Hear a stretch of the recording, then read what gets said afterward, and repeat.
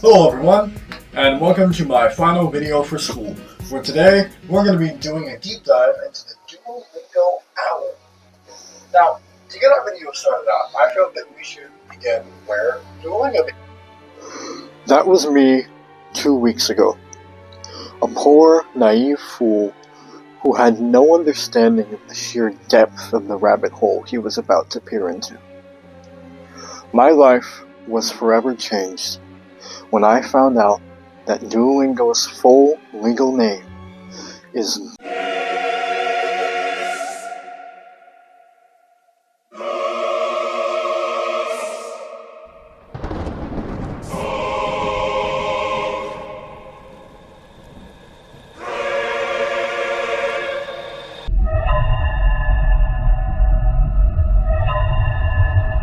Today, I'm going to be making an expose video on the many unanswered crimes of the Duolingo owl.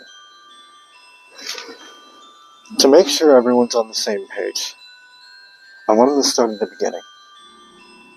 Most people know Duolingo as an app, a free app used for language learning. It was created by Louis von Ahn and Severin Hacker back in 2011. Although its sentences can be a bit strange at times, this app is known for gamifying the language learning process, as well as providing free language education to all people. For a long time, there was peace.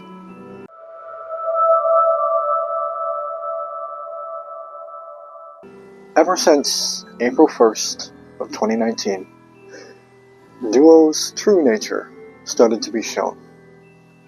In a video entitled Duolingo Push, a new feature was unveiled, where Duolingo himself would come and remind you to do your lessons. Now in this video, Duolingo just stands and watches until you do your lesson. Mildly threatening, mostly annoying, but nothing too serious. Everyone just laughed and giggled. It wasn't until people started getting more notifications that were increasingly threatening. Something else this bird is known for doing is kidnapping people. Anytime someone loses their streak, Duolingo's key method to get them to continue is to kidnap someone or something close to them. Whether that be families, pets, Funko Pops, it will be taken and it will not be returned unless your streak is revived. But luckily, there's someone on our side. There is Peter Manchetti, owner of the law firm Manchetti & Sons. They're devoted to helping to recover and find those missing loved ones from the clutches of Duolingo.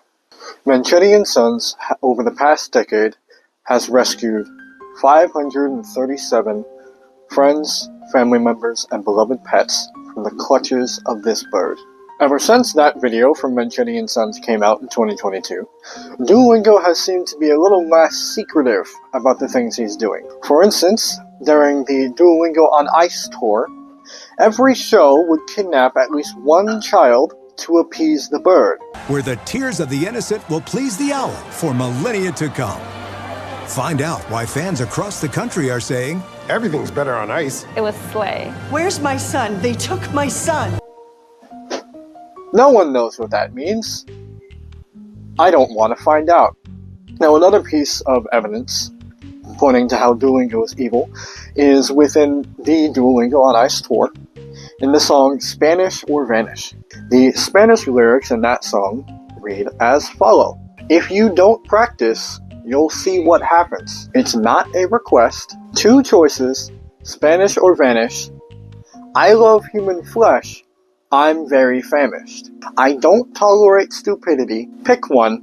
It's Spanish or vanish. I'm known for eating heads like a praying mantis. I feel the message is very clear.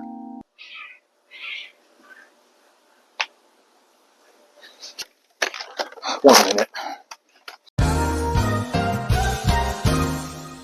Another instance is in the Christmas special they did for whatever reason, where little Timmy's whole family gets kidnapped because he missed a day of his Spanish lesson. The only thing I want on Christmas Day is my mom and dad who were taken away.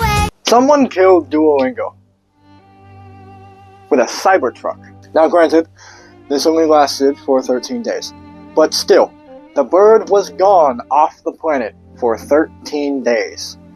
And then he came back. Enough streaks were used, and he came back. And ever since then, things have been extra weird. This brings us to one of his more recent developments, which is a 5-year-long cruise that goes to way too many different countries. This cruise requires you to do your lessons every single day. And if you do not, they will be throwing you out into the middle of the ocean with no hope of rescue. Just be sure to keep your streak all 1,826 days at sea, or the owl will deny you the knowledge of eternal peace. Jetzt ist die Welt!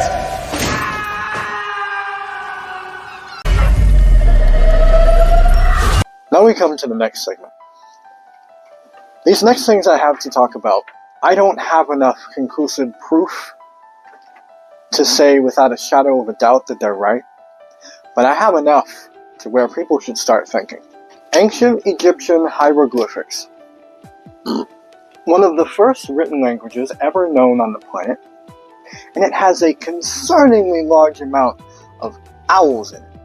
One of the first languages has a bunch to do with an owl that is all about languages. I don't have enough proof to say that Duolingo is some sort of ancient entity that's been around since the dawn of language, but I also don't have enough proof to say that he's not. Duolingo is a bird, and birds fly. Do you know what else flies? Airplanes. But this isn't about what planes do. This is about what they did.